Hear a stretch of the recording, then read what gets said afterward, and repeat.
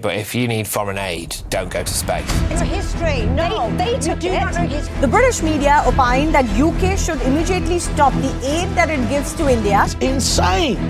Yes, you heard me right, India. $1 million in aid to India. We should not be giving money to countries with a space program. On August 23, 2023, India achieved a remarkable milestone by successfully landing its spacecraft Chandrayaan-3 on the Moon. This accomplishment places India in an elite group, with only the United States, China, and the former Soviet Union having achieved such a feat before. Notably, Chandrayaan-3's landing site is closer to the Moon's south pole than any previous spacecraft has ventured, highlighting India's growing prominence as a space superpower.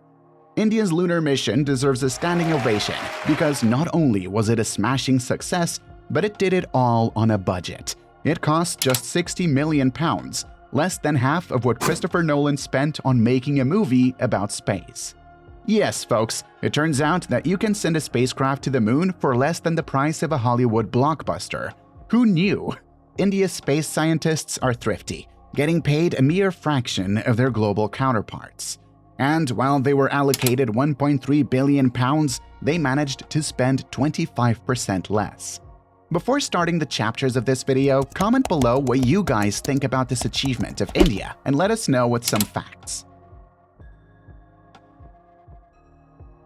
The triumph of the lunar landing in India was met with wild excitement, with Prime Minister Narendra Modi proudly proclaiming it mirrors the aspirations and capabilities of 1.4 billion Indians. Some people humorously pointed out that 280 million of those 1.4 billion Indians still don't have toilets. Maybe, just maybe, before shooting for the moon, we should aim for a few more restrooms on Earth. Recently, the Foreign Office, which distributes aid, sent India a little gift of £33.4 million. Some say it's time to stop the space-age generosity, but others see it differently. After all, India remains a country with vast disparities. Sure, they've got rockets, but they've also got 14.96% of their population living in multidimensional poverty.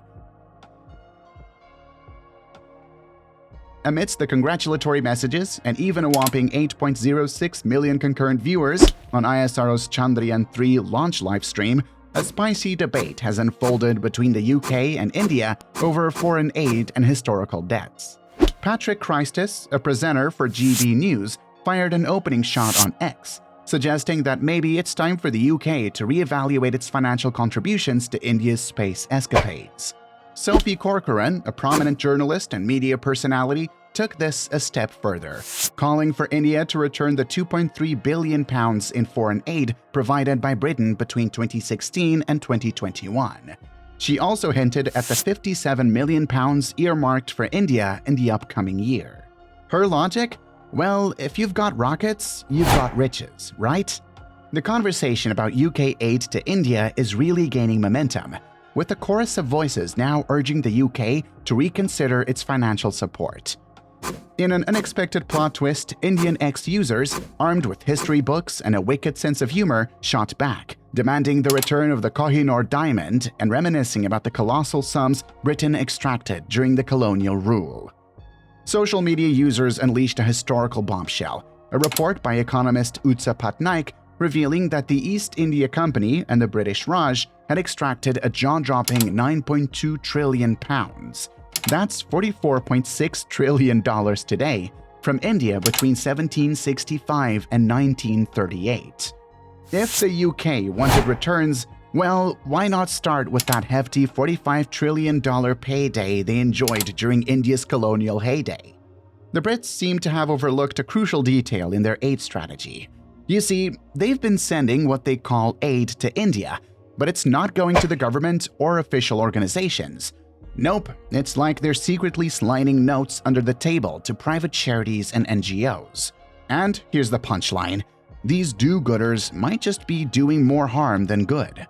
To truly understand what this debate is about, we need to know what this British aid is and whether or not it has lived up to its claims. To put things in perspective, historically, India has come a long way since gaining independence in 1947. Back then, it was grappling with the aftermath of colonial rule, trying to rebuild its economy and infrastructure. During those early post-independence years, foreign aid, including aid from the UK, played a significant role in India's development efforts. The aid was aimed at various sectors, including education, healthcare, and infrastructure. Since then, Britain's aid program to India has focused on poverty reduction, aligning with the objectives set out in the government's International Development Act of 2002.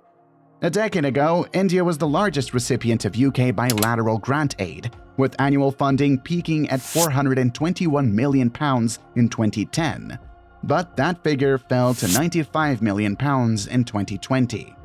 A recent review by the UK aid spending watchdog ICAI reveals a staggering £2.3 billion in UK aid that followed to India between 2016 and 2021. This makes India the 11th largest recipient of UK aid, and it holds the prestigious title of being the largest overseas mission. In 2012, India's former finance minister Pranab Mukherjee described Britain's annual aid of £280 million to India as peanuts. This, of course, didn't sit well with some British politicians. They started scratching their heads, wondering if this aid was a bit nutty. After all, India funds its own space program and has its own foreign aid budget. You see, in 2015, India basically looked at the UK's aid package and said, "Thanks, but no thanks." But you know how it is with goodbyes. They can be a bit awkward. The aid packages kept showing up at India's doorstep, like, "Are you sure you don't need more tea bags?" India probably had to install a tea filter at their borders. In 2017, analysts and those pesky colonial-minded folks were gently reminded that India gives more than it receives. Now, speaking of budgets, in 2021 and 2022, India splurged a mere 18,154 kronor, which is just a casual $2.3 billion on direct overseas aid. I mean, what's a couple of billion among friends, right? That apart, India also extended a direct line of credit worth $30.66 billion to several foreign countries for developmental projects. But poverty still remains a major issue in the country, as do threats to democracy and civic space. Fast forward to March 2023, ICAI released a report claiming that the UK is still giving aid to India, but it added that its nature and purpose have changed. The UK has invested a whopping £1 billion in India through the British International Investment, or BII, a UK development finance institution.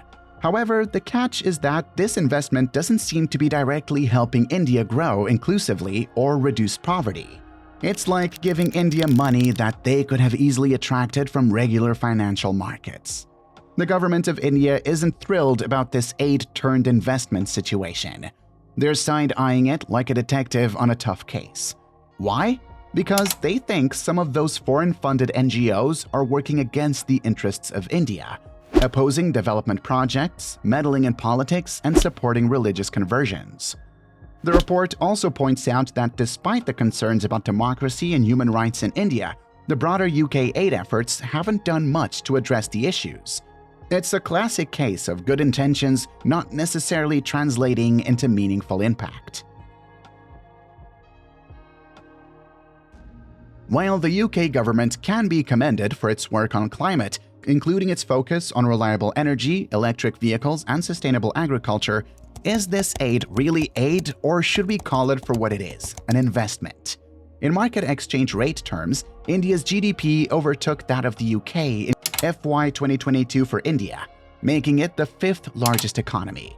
The Indian economy is even projected to overtake both Japan and Germany in FY 28 for India, to become the third largest economy. However, Martin Barstow, a professor of astrophysics and space science and director of strategic partnerships at Space Park Leicester, highlights that GDP per capita in India is a far cry from the UK's.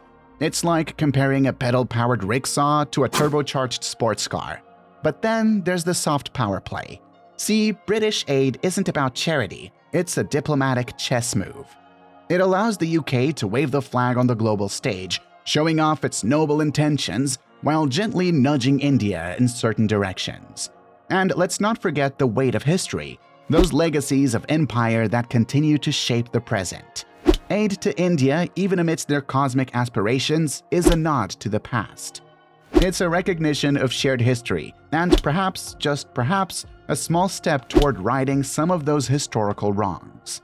So, before you think the British aid is about handing India a huge chunk of moon cheese, remember that space exploration is a collaborative effort.